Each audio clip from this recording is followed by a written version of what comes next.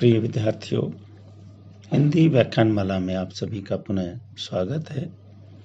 आज हम चर्चा कर रहे हैं मोहन राकेश के नाटक लहरों के राजहंस की प्रमुख पात्र सुंदरी के चरित्र चित्रण के संबंध में। लहरों का राजहंस एक नायिका प्रधान नाटक है और इसकी नायिका सुंदरी एक सशक्त पात्र के रूप में हमें दिखाई देती है। जैसा कि आप सभी जानते हैं कि लहरों का राजहंस एक ऐतिहासिक पृष्ठभूमि पर लिखा गया नाटक है।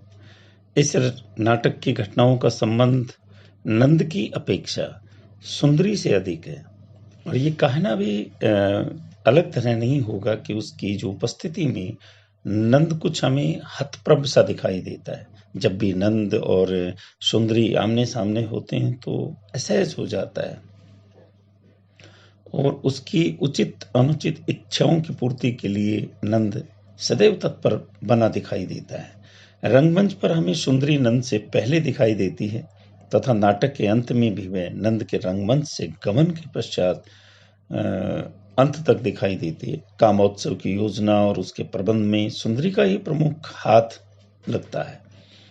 वह श्यामांग को मिथ्याभासी समझकर अंधकूप में डालने का दंड देती है।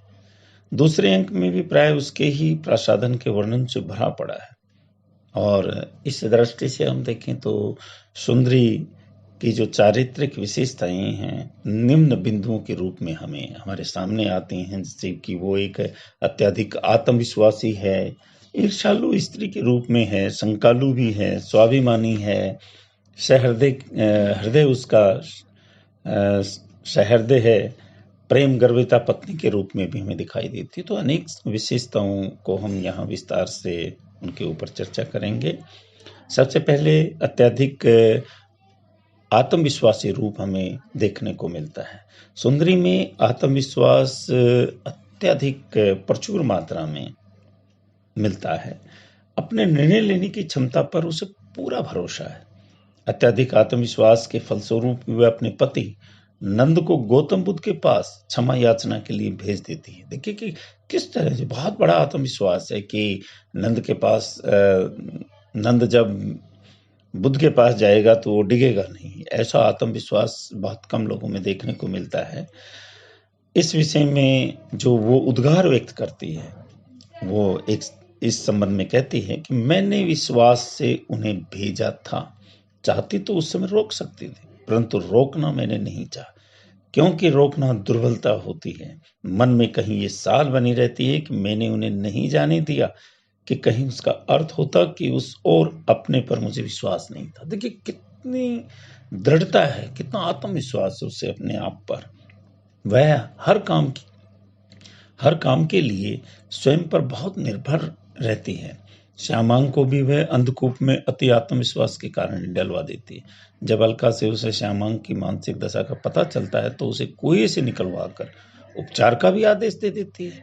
उसे कामोत्सव में अतिथियों के आने का भी पूरा विश्वास है कि मेरे द्वारा किए गए आयोजन में वे सब अपना सौभाग्य समझेंगे और आएंगे, किंतु उसका आयोजन असफल हो जाता है। तो इस तरह से हम देखते हैं कि वो अति आत्मविश्वास से ग्रस्त भी है। आत्मविश्वास उसमें बहुत है लेकिन अति आत्मविश्वास हमें दिखाई देता है। एक दूसरे रूप में एक ईर्ष्यालु नारी के रूप में भी हम उसे देख पाते हैं, अर्थात उसका ईर्ष्यालु रूप दिखाई देता है। सुंदरी के हृदय में अपनी जेठानी यशोधरा के प्रति नारी सुलभ ईर्ष्या है। उसे इस बात का गर्व है कि यशोधरा अपने पति को अपनी ओर आकृष्ट नहीं रख सकी है, जबकि इस दृष्टि से मैं पूर्णतः सफल हूं, ऐसा वो मानती है। यशोधरा का प्रसंग छिड़ने पर अलका से बहुत ही व्यंग्यपूर्ण ढंग से वह कहती है, सोचकर खेद होता है कि इतने वर्ष पीड़ा सहने के बाद भी देवी यशोधरा अपनी पीड़ा का मान न रख सके। वह सिद्धार्थ के गौतम बुद्ध बनने का श्रेय भी यशोधरा को देती है, किंतु देखिए यहाँ सुंदरी फिर व्यंग्य करती है, जिसका अभी जो अर्थ ये है वह एक असफल पत्नी है। इस तरह का व्यंग्य करती है और कहती है, अभिप्राय यही है कि देवी यशोधरा का आकर्षण राजकुमार सिद्धार्थ को बांधकर अपने पास रख सकता तो क्या वे आज राजकुमार सिद्धार्थ ही नहीं होते? गौतम बुद्ध बनकर नदी तट पर लोगों को उपदेश देते होते।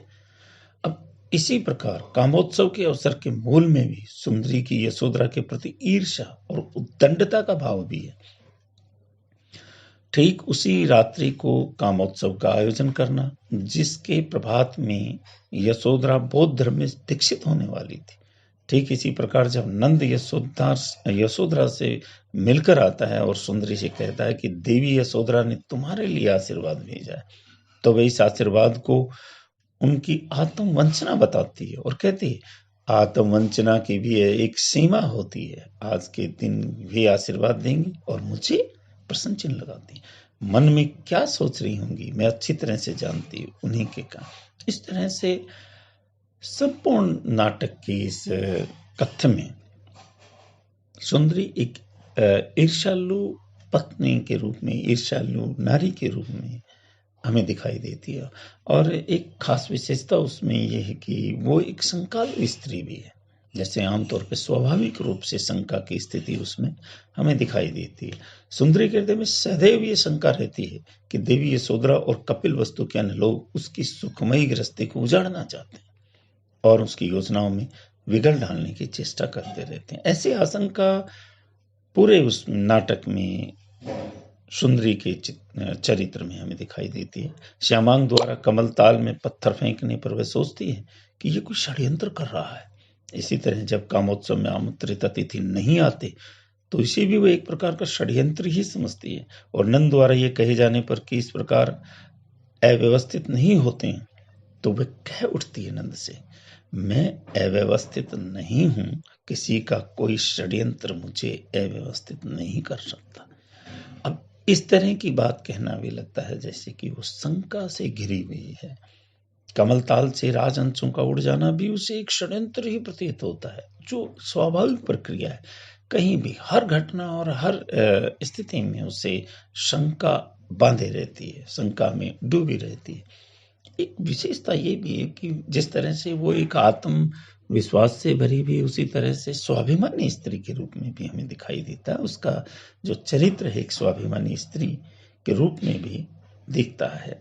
सुंदरी के चरित्र में स्वाभिमान की बड़ी प्रबल भावना है। नंद के मुख से इस बात को सुनकर वह बड़ी विक्षुब्ध उठती है कि उसका पति अतिथियों को कामोत्सव में सम्मिलित होने के लिए कहने स्वयं गया था, क्योंकि उसके आयोजन में तो लोगों को साभार आना चाहिए और स्वयं को इस दृष्टि से सौभाग्यवान मानना चाहिए कि उसने उन्हें आमंत्रित करने के योग्य समझा। इसी प्रकार जब उसका पति नंद गौतम बुद्ध के पास क्षमा याचना के लिए अत्यधिक विलंब से लौटता है तो वह अपने मस्तक के विशेषक बिंदु को सूख जाने देती है और प्रतीक्षा करना बंद कर देती है। उसे अपने स्वाभिमान पर चोट प्रतीत होती है। नंद की मुंडिस की इस आकृति को देखकर उसके मुख से चीख निकल जाना उसके स्वाभिमान को गहरी ठेस पहुंचती है या ठेस लगने का परिचायक लगती है। उसका ये अभिमान आहत होता है कि मेरा पति मेरे मोहपास से विच्छिन्न होकर कभी बौद्ध धर्म को नहीं अपनाएगा। तो इस तरह से एक स्वाभिमान की प्रतिमूर्ति भी दिखाई देती है। एक सहृदय के रूप में भी हम उसे देखते हैं कि जो स्वामिनी है, अर्थात क्योंकि वो महारानी है, सहृदय महारानी के रूप में, एक स्वामिनी के रूप में दिखाई देती है। सुंदर अपने दास दासियों के प्रति उदार हृदय है। नायक के आरंभ में जब श्यामांग को ठीक से काम करते नहीं देखती तो उसे डांटती नहीं, अपितु व्यंग्यात्मक तरीके से इशारा करती है और उसके काम को बदल देती है। जब वह अलका से उसे दुख सपन के विषय में सुनाती है तो चिंतापूर्वक कहती है, वो कहती है, ये भरा पूरा यौवन और हृदय में धूल भरा आकाश, इसका कुछ उपाय करना होगा। इसी प्रकार जब वह श्यामांग को अंधकूप में उतारने का दंड देती है और जब अलका द्वारा उसे पता चलता है कि श्यामांग मानसिक विक्षिप्तता का शिकार है तो वह उसे अंधकूप से निकलवा कर उसके उपचार का भी आदेश देती है। जब उसे अलका के श्यामांग के प्रति प्रेम का पता चलता है तो उसके उपचार के लिए अलका को ही नियुक्त कर देती। इस तरह से एक सहृदय स्वामिनी के रूप में उसका चित्र या उसका चरित्र हमारे सामने प्रकट होता है। एक प्रेम से गर्वित पत्नी का रूप भी हमें दिखाई देता है। ये विशेषता भी उनके चरित्र में है। और अगर प्रेम गर्विता पत्नी की दृष्टि से सुंदरी अत्यंत सौभाग्यवती दिखाई देती है, कि उसका पति नंद उससे अत्यधिक अनुराग करता है तथा उसकी उचित अनुचित सभी प्रकार की इच्छाओं की पूर्ति के लिए सदैव तत्पर रहता है। सुंदरी और नंद के सुखद दाम्पत्य जीवन की झलक द्वितीय अंक में बड़े सरस रूप में हम देख पाते हैं। जब वह नंद के मित्र मैत्रेय के अपने कटु व्यवहार के लिए अपने पति से क्षमा मांगती है तो नंद कहता है, तुम व्यर्थ ही मन में खेद ला रही हो, तुम उस समय भी चुप थी, मैं तुम्हारी मनस्थिति में होता तो शायद मैं भी ऐसा ही करता। तब वह कह उठती है कि आप ऐसे कभी न करते, मैं आपको जानती हूँ, सुंदरी को अपने प्रेम पर करो। तो यहाँ ये लगता है कि हर दृष्टि से अगर देखें तो अपने पति पर प्रेम करती है और प्रेम के लिए वह अपने आप पर गर्व महसूस करती है। प्रेम गर्विता पत्नी के रूप में हम उसे देख पाते हैं। इस तरह से उनका ये चरित्र भी हमें साफ तौर पर झलकता हुआ दिखाई देता है। सारांशतः हम यहाँ कह सकते हैं कि सुंदरी का चरित्र प्रस्तुत नाटक का सबसे सशक्त चरित्र है, जिसके इर्द गिर्द पूरा जो नाटक का कथानक है वो घूमता हुआ दिखाई देता है। सभी पात्र किसी न किसी रूप में उससे जुड़े हुए हैं। वह अत्यधिक प्रेम गर्विता पत्नी होती है, किंतु अंततः उसका ये गर्व खंडित हो जाता है। उसका हृदय सहानुभूति शून्य भी नहीं है। किंतु वे राजघराने के वैभव संपन्न विलासी जीवन को दर्शाते भी दिखाई देते। इस तरह से हमें उनका जो चरित्र है वो एक मुख्य जो पात्र स्त्री का पात्र है उसके रूप में दिखाई देता है और एक कह सकते हैं कि चरित्र चित्रण की दृष्टि से उनमें अनेक विशेषताओं के साथ वह नाटक के एक मुख्य पात्र के रूप में हमें स्पष्ट रूप से लक्षित होती है। आज इतना ही, धन्यवाद।